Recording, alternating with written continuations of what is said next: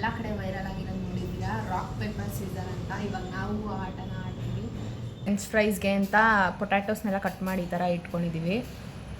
ಮತ್ತು ಇಲ್ಲಿ ಬಂದು ಪಾಸ್ತಾಗೆ ಮತ್ತು ಸ್ಯಾಂಡ್ವಿಚ್ಗೆಲ್ಲ ಕ್ಯಾಪ್ಸಿಕಮ್ ಕಟ್ ಮಾಡ್ತಾಯಿದ್ದೀನಿ.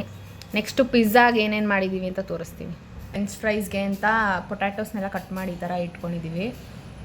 ಮತ್ತು ಇಲ್ಲಿ ಬಂದು ಪಾಸ್ತಾಗೆ ಮತ್ತು ಸ್ಯಾಂಡ್ವಿಚ್ಗೆಲ್ಲ ಕ್ಯಾಪ್ಸಿಕಮ್ ಕಟ್ ಮಾಡ್ತಾಯಿದ್ದೀನಿ. ನೆಕ್ಸ್ಟು ಪಿಜ್ಜಾಗೆ ಏನೇನು ಮಾಡಿದ್ದೀವಿ ಅಂತ ತೋರಿಸ್ತೀವಿ. ಫ್ರೆಂಚ್ ಫ್ರೈಸ್ಗೆ ಅಂತ ಪೊಟ್ಯಾಟೋಸ್ನೆಲ್ಲ ಕಟ್ ಮಾಡಿ ಈ ಥರ ಇಟ್ಕೊಂಡಿದ್ದೀವಿ.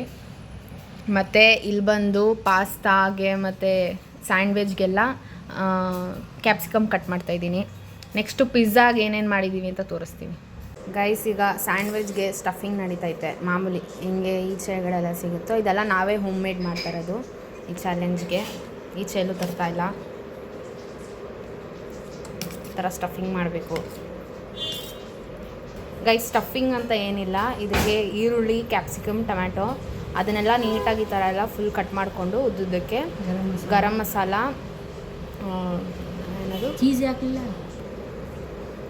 Chilli powder, garam masala, chilli flakes, soya sauce ಮತ್ತು ಟೊಮೆಟೊ ಸಾಸು ಅಷ್ಟೇ ಅಲ್ವಾ. ಅದ್ರ ಮೇಲೆ ನೀವು ಚೀಸ್ ಹಾಕ್ಕೋಬೋದು. ಈ ಥರ ಕಾಣುತ್ತೆ. ಅದನ್ನು ಟೋಸ್ಟ್ ಮಾಡೋದು. ಆಮೇಲೆ ನಾವಿವಾಗ 3 ಸ್ಯಾಂಡ್ವಿಚಸ್ ಮಾಡ್ತಾಯಿದ್ದೀವಿ.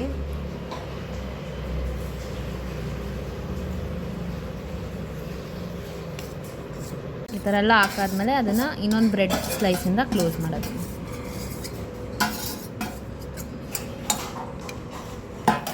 ನನ್ನ ತಂಗಿ ಪಾನಿಪುರಿಗೆ ಅಂತ ಆಲೂ ಸ್ಟಫಿಂಗ್ ರೆಡಿ ಮಾಡ್ಕೊತಾ ಇದ್ದಾಳೆ.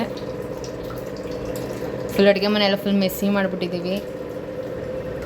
ಏನೂ ತಪ್ಪು ತಿಳ್ಕೊಬೇಡಿ ಗೈಸ್.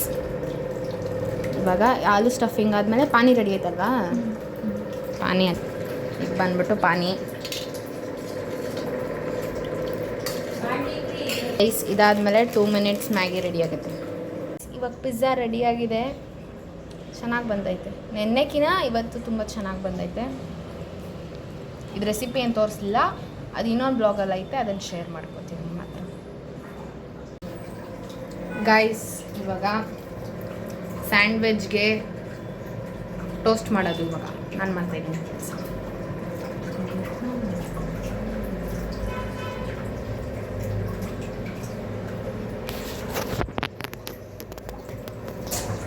ಗೈಸ್, ಇವಾಗ ಸ್ಯಾಂಡ್ವಿಚ್ಗೆ ಟೋಸ್ಟಿಂಗ್ ನಡೀತೈತೆ, ನಾನು ಮಾಡ್ತಾಯಿದ್ದೀನಿ.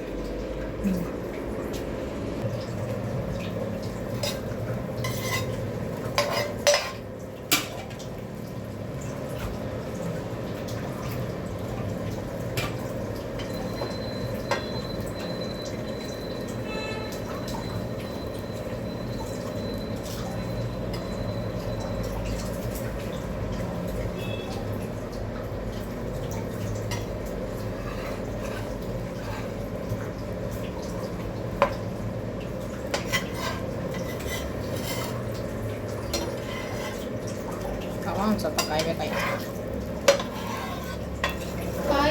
ಅದು. ಇವಾಗ ಪಾಸ್ತಕ್ಕೆ ರೆಡಿ ಮಾಡ್ಕೊತಾ ಇದ್ದೀವಿ.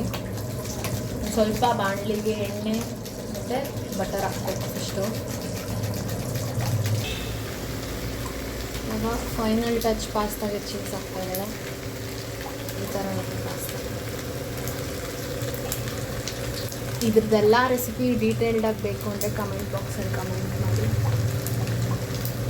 ಅವೆಲ್ಲ ನಾನು ಸುಮ್ಮನೆ ಹಂಗೆ ತೋರಿಸ್ತಾ ಇದ್ದೀನಿ. ಇವಾಗೆಲ್ಲ ಕವರ್ ಮಾಡೋಕ್ಕಾಗಲ್ಲ.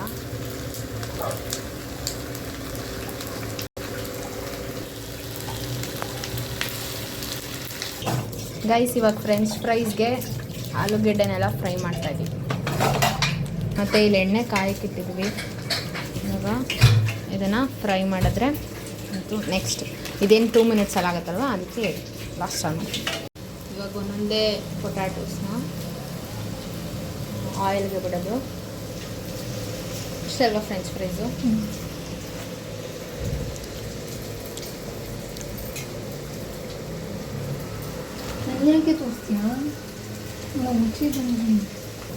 ಗೈಸ್, ಈ ಥರ ಶಾಲೋ ಫ್ರೈ ಆಗಿದೆ. ಇದಕ್ಕೆಲ್ಲ ಇವಾಗ ಚಿಲ್ಲಿ ಪೌಡರ್ ಮತ್ತು ಸಾಲ್ಟ್ ಹಾಕಿದ್ರೆ ಫ್ರೆಂಚ್ ಫ್ರೈಸ್ ರೆಡಿ. ನನ್ನ ಫೇವ್ರೇಟ್ ಇದು. Second batch of French fries. ಜಾಸ್ತಿ ಯಾಕೆ ಲೇಟ್ ಆಗುತ್ತೆ ಪಾಪ. ನನ್ನ ತಂಗಿ ಗೈಸ್ ಫುಲ್ ಸಾಕಾಗೋಗ್ಬಿಟ್ಟವಳೆ ಮಾಡಿಬಿಟ್ಟು ಅಂತ ಹೇಳೋಕ್ಕಾಗಲ್ಲ, ನಾನು ಹೆಲ್ಪ್ ಮಾಡಿದ್ದೀನಿ. ನಿಜ ತಾನೇ. ನಮ್ಮ ಅಡುಗೆ ಮನೆ ಅಂತೂ ನೋಡ್ಬಿಡಿ ಫುಲ್ ಮೆಸ್ಸಿ ಆಗಿಬಿಟ್ಟೈತೆ. ನಮ್ಮಮ್ಮ ಬೈಯರ್ಷಲ್ಲಿ ಫುಲ್ ಕ್ಲೀನ್ ಮಾಡಬೇಕೀಗ.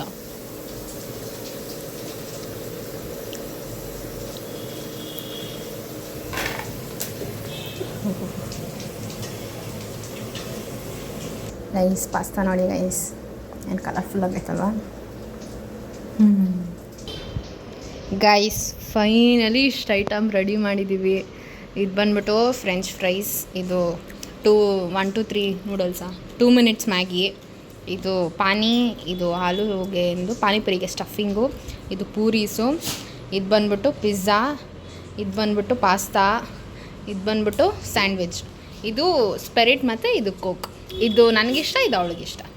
ಇಷ್ಟು ಫೈನಲಾಗಿ ರೆಡಿ ಮಾಡಿದ್ದೀವಿ. ಎಲ್ಲ ಹೋಮ್ ಮೇಡೇ, ಯಾವುದು ಈಚೆಯಿಂದ ತಂದಿರೋದಲ್ಲ. ನಿಮ್ಗೇನಾದರೂ ಈ ರೆಸಿಪಿ ಡೀಟೇಲ್ಡಾಗಿ ಬೇಕು ಅಂದರೆ ನಂಗೆ ಕಮೆಂಟ್ ಬಾಕ್ಸಲ್ಲಿ ಹೇಳಿ. ಬನ್ನಿ ಚಾಲೆಂಜ್ನ ಸ್ಟಾರ್ಟ್ ಮಾಡುವ.